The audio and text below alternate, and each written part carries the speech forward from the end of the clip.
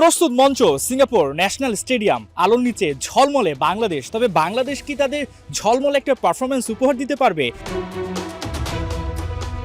এই ম্যাচটা দুই দেশের জন্য দুই ধরনের লক্ষ্য।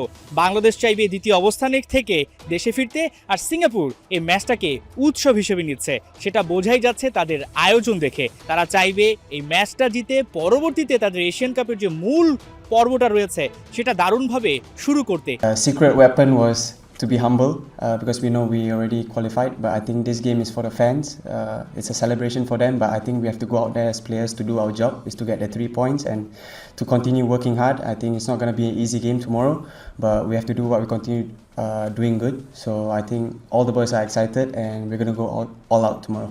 বাংলাদেশ এবং সিঙ্গাপুরের এফসি এশিয়ান কাপ বাছাই পর্বের এই ম্যাচের আগে যে প্রেস কনফারেন্স হয়েছে সেখানে বেশ কিছু বিষয় উঠে এসেছে। হাভিয়ের কাবরেরার মেয়াদ নিয়ে প্রশ্ন উঠেছে এবং বাংলাদেশের এই যে ম্যাগনেস, এই যে দর্শকদের ভালোবাসা, সেটাও কিন্তু সিঙ্গাপুরের লোকজন জেনে গেছে। তারাও কিন্তু প্রেস কনফারেন্সে জিজ্ঞেস করেছে যে বাংলাদেশে কেন দর্শকদের ফুটবলের প্রতি এত এত ভালোবাসা, যেটা সিঙ্গাপুরের প্র্যাকটিস গ্রাউন্ডে দেখা গেছে।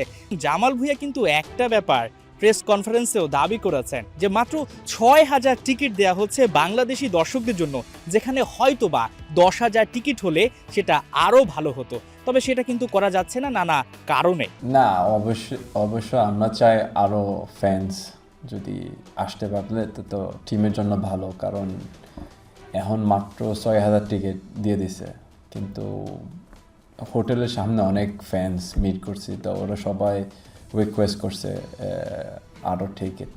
তো আনফর্চুনেটলি মানে সিঙ্গাপুর ফেডারেশন দিতে পারে না, বাট যেটা আমরা তো জানি যেটা ঢুকতে পারবে না ওরা সাপোর্ট করবে। So we have them in our hearts and we will also fight for them.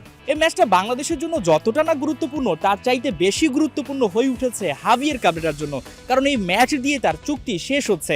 I've been in this situation I think 3 times already. It's 3 contract extension, no?